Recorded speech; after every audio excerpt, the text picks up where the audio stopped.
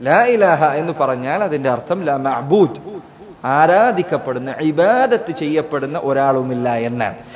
ഈ അർത്ഥം എന്തുകൊണ്ടാണ് ചിലപ്പോൾ ചില ആളുകൾ എന്തിനാ നിങ്ങൾ ഇങ്ങനെയൊക്കെ വാശി പിടിക്കുന്നത്? ഒരാൾ നല്ലൊരു അർത്ഥം തന്നെയല്ലേ പറയുന്നത്. അള്ളാഹു അല്ലാതെ ഉടമസ്ഥനില്ല എന്ന് പറഞ്ഞാൽ എന്താ നിങ്ങൾക്ക് ഇത്ര കുഴപ്പം? എന്തിനാ നിങ്ങൾ വാശി പിടിക്കുന്നത്? പറഞ്ഞാൽ കുഴപ്പമുണ്ട്.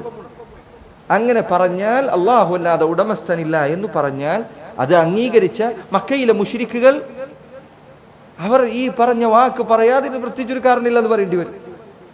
അള്ളാഹു അല്ലാതെ ഉടമസ്ഥനായ മറ്റൊരാളുമില്ല എന്ന് മക്കയിലെ മുശ്രിക്ക് അംഗീകരിച്ചിട്ടുണ്ട്. അള്ളാഹു അല്ലാതെ ഉപജീവനം നൽകുന്നവനില്ല, അത് അവർക്കറിയാമായിരുന്നു.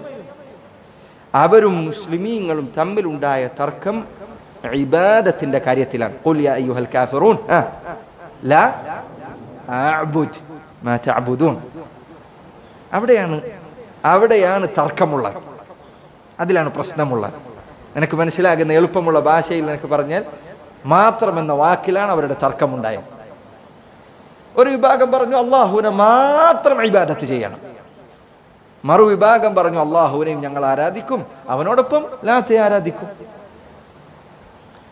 അള്ളാഹു ഖുർആനിൽ പറഞ്ഞതുപോലെ വഇദാ ഖീല ലഹും ലാ ഇലാഹ ഇല്ലല്ലാഹ് യസ്തക്ബിറൂൻ, അവരോട് ലാ ഇലാഹ ഇല്ലല്ലാഹ് എന്ന് പറഞ്ഞാൽ അവർ അഹങ്കാരം കാണിക്കും. അജഅലൽ ആലിഹത ഇലാഹൻ വാഹിദ ഇന്ന ഹാദാ ലശൈഉൻ ഉജാബ്, ഇക്കണ്ട ആലിഹത്തുകളെ എല്ലാം കൂടി ഇവൻ ഒരു ഇലാഹാക്കിയിരിക്കുന്നു, എന്തൊരു അത്ഭുതകരമായ കാര്യമാണിത്.